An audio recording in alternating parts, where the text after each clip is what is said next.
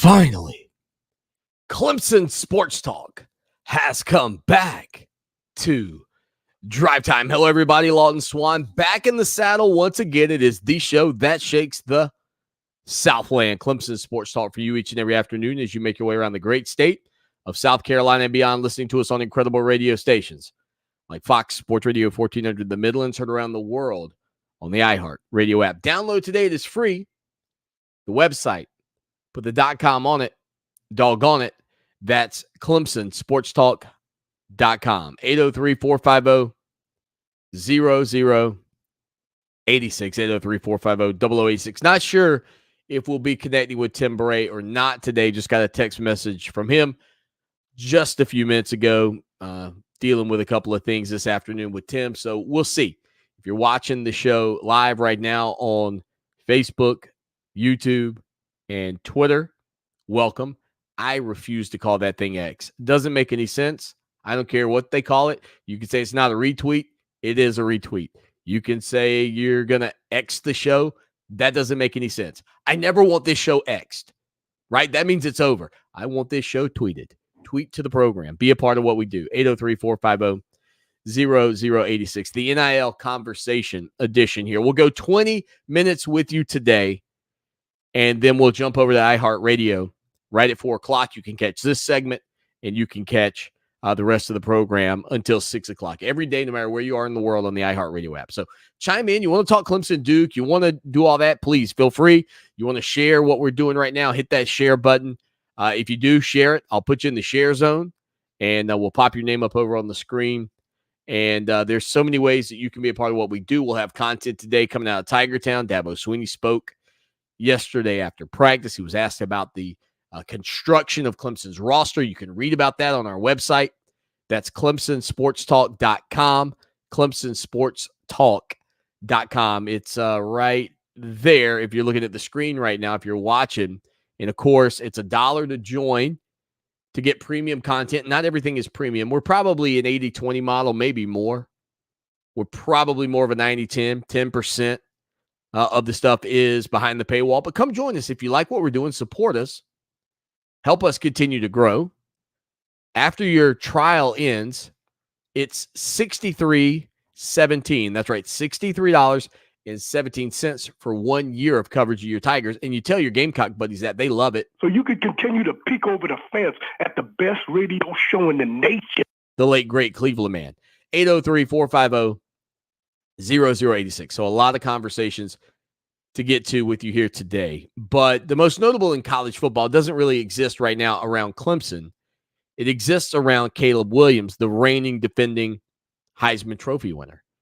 And his father's statements that he said in a recent interview talking to GQ about his son and the sentiment that he may very well not be done with college football after this year. Now, Caleb Williams is the favorite to win the Heisman Trophy for a second consecutive year. And Southern Cal, under the guidance of Lincoln Riley, is expected to have a very good season in their final year in the Pac-12. I think it's fair to call it the defunct Pac-12, the defunct Pac-12 at this point, the remaining members being Oregon State and Washington State. More on that certainly as we move on down the line now with the ACC adding Stanford, Cal, and then SMU joining the Power Five. I think the structure of the future of college football is in 72 to 84 teams, and I think that's going to be who's playing at the highest level. All that being said, one thing that has changed is NIL and the amount of money that players can make. And we don't really know how much any individual necessarily is getting for their name, image, and likeness. Deion Sanders claims that some schools offered Travis Hunter upwards of $1.5 million to come and play at their universities when he was in the transfer portal before joining Deion in Colorado. Now, you watch him play this past weekend against TCU, and I'm going to be honest with you, that kid was all over the field, playing both sides of the football, 110 snaps, somewhere in that range, interception, big receptions. I mean, he was doing everything. The question I really have about about Colorado and Travis Hunter and Deion Sanders and Shador and all of that is how long do they keep the momentum? Like it felt good beating TCU, but can you keep it up? They've got Nebraska this week. It's a 10 a.m. kickoff, Colorado time. So the first home game with Deion there, 10 a.m. So they'll be kicking off at noon. Nonetheless, NIL and that 1.5 million may be enough to entice some people to, instead of turning pro, to stick around another year. And Caleb Williams' father, Carl, said this in an interview. He said, the funky thing about the NFL draft process is he'd almost be better off not being drafted than being drafted first. The system is completely backwards. The way the system is constructed, you go to the worst possible situation, the worst possible team, the worst organization in the league because of their desire for parity. That's who gets the first pick. So it's a gift and a curse. Now, there are situations in sports, say in the NBA, where the San Antonio Spurs, for example, have one of the best big men in the league in David Robinson. Robinson's injured. This is around 96, 97. And they end up having a terrible year. They end up landing Tim Duncan, along with Duncan, Robinson, Popovich, Ginobili, Tony Parker. You go through the success that the Spurs had. I mean, you can make the argument that Tim Duncan got drafted to one of the best franchises in the NBA because of the way they constructed their entire lineup, their entire roster. Well, right now, the projections would be that the Arizona Cardinals, who are a non-desirable location to land at this point, would potentially get the first pick. And I can understand from the standpoint of Carl Williams saying, I don't know that that's what I would like my son to do or where I want him to go. He mentioned the fact that he had consulted with Archie Manning, who ended up with the Saints early on in his career, and just never really was able to have a great opportunity because he didn't have good protection, gets banged up, injured. What happens if you hurt your shoulder? I mean, there's a lot that goes into it all. And so maybe if you're Caleb Williams, you decide that you are going to take a chance. You're going to go ahead and stick around another year collegiately. Yes, you could get injured. All those same things could happen. But if you're on a really good team collegiately, the likelihood is probably less that you get hurt than you get hurt playing professionally. And then I think you get into how much money do you really need, right? Because if we go back to the days before NIL, if you were Caleb Williams, and I have no idea what his family's income looks like, I don't know any of that around his story, and everybody's got their own unique story. But there would certainly have been a time for players where undoubtedly you would have been better off just going pro to spare your family the struggle that they may be living in and from having to live, paycheck to paycheck or even living under, the poverty level. And so, of course, if you were a player that you could go on and make millions and millions of dollars, you would probably seek that route as fast as possible. Because of NIL, and I don't think it's apples to apples in terms of the money. Like, I don't think any player collegiately is going to make the type of money that they could make professionally. This is not some kind of high-fangled math formula that I'm putting together here. This is very simple. Those kids on campus right now in large numbers, the best players are making a lot more than you are. I kind of touched on this yesterday when I went into the talking points about how fans feel maybe about players. The timeline and the era of, oh, these are amateur athletes.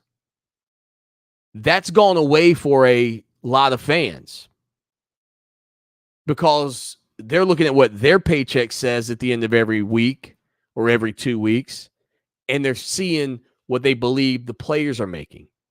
But if you go back to the upper echelon of players in the world of college football, if you're focused on those guys for a minute and you say to yourself, why wouldn't they just go take the big money in the NFL?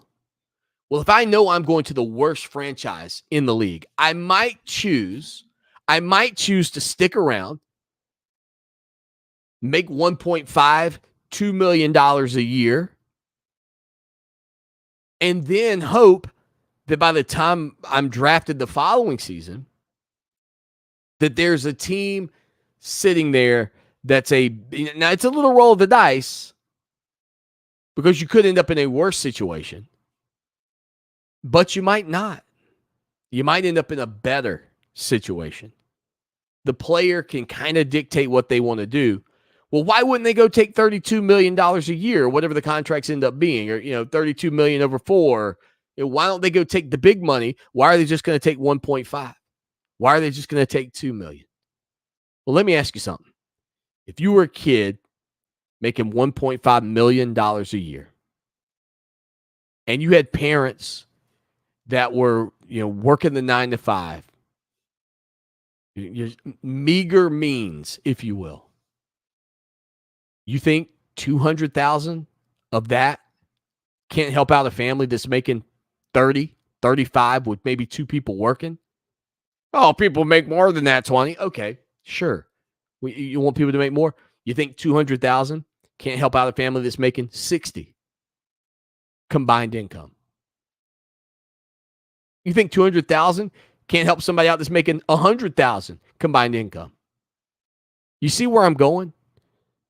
The majority of these kids who are making the top level money collegiately because of name, image, and likeness don't have to feel pressured to go make 10 times more in the NFL in order to find a better destination so that they can think long-term about their career and maybe make 50 times more in the NFL.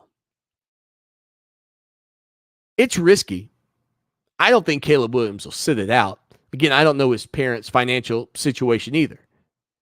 But if you felt like you could ride it out an extra season, make a couple of $1 million, send however much back home necessary to make things a lot better for your family, right? You hear stories, you see stories online, guys like Shannon Sharp showing the home he grew up in, guys like Nick Eason, a little closer to home, going by and showing the house that he grew up in.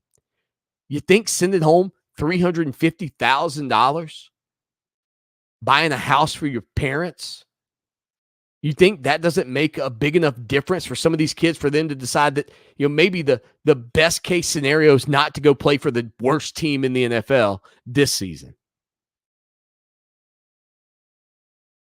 I mean, look, we could talk about the bad things that NIL have brought to the forefront of college football. It's out there. There's plenty that you could dive into from that standpoint. But if the case is that some players might return for a 4th or 5th year that would otherwise go pro, if that's a bad thing, then sign me up for more of that bad stuff. Sign me up for more guys returning. If that's bad, I remember I was watching in the movie Coming to America. Arsenio Hall and Eddie Murphy play about 12 parts apiece in that movie. And in one of them, Arsenio Hall is the preacher. And the preacher says something along the lines of, if loving the Lord is wrong, I don't want to be right.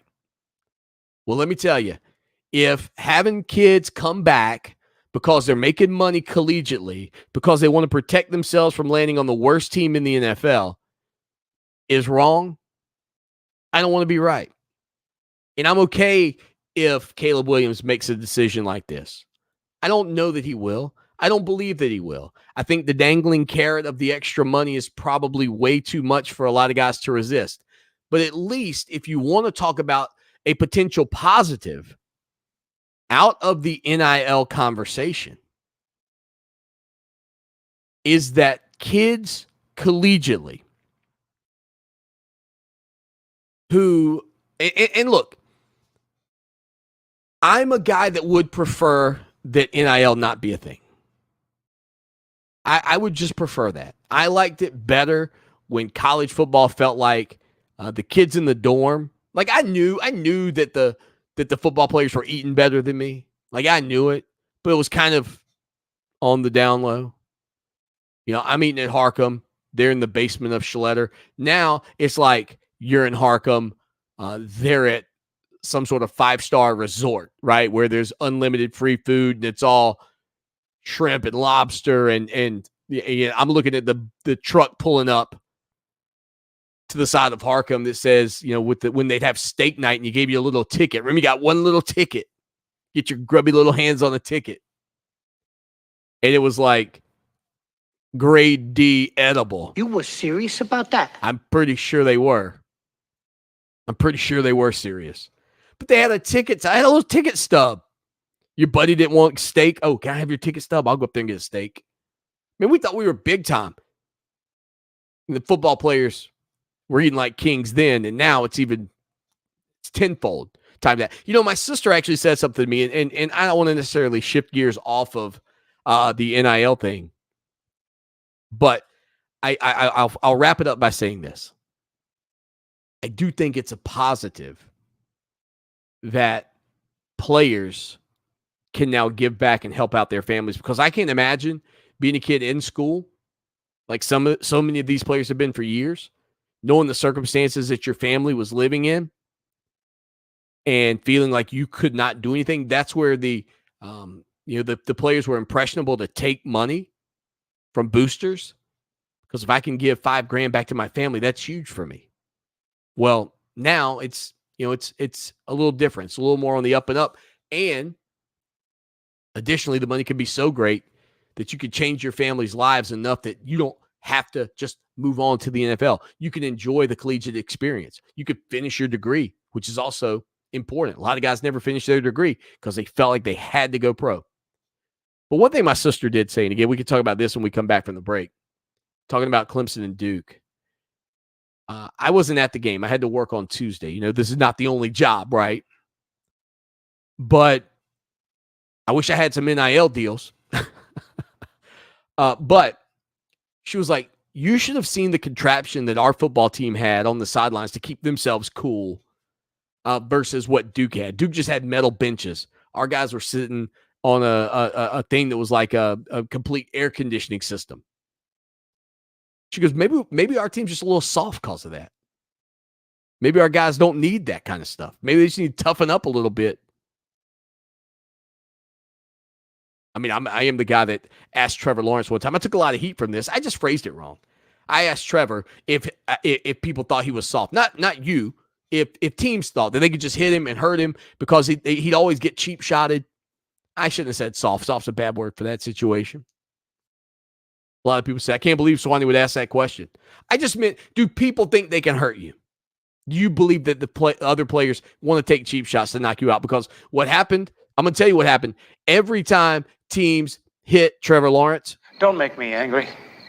You wouldn't like me when I'm angry. Dun, dun, dun, dun. Yeah, he hulked up on them. All right, we got to hit a break. If you're watching live right now on Facebook, Twitter, YouTube, don't worry. We're coming back 4 o'clock on the iHeartRadio app. We're going to rock and roll along with you. Hang out with us for 2 hours. I'll let you know about Tim Beret in just a little bit. I'm not sure about his schedule. But again, I appreciate everybody being a part of this. And if you're catching this on the reboot, we're going to reset this thing tonight around 8 o'clock online. Appreciate you as well. Head over to the website. Put the .com on it. Doggone it. That's ClemsonSportsTalk.com. We'll talk to y'all again tomorrow for about 20 minutes right here on the show that shakes the Southland.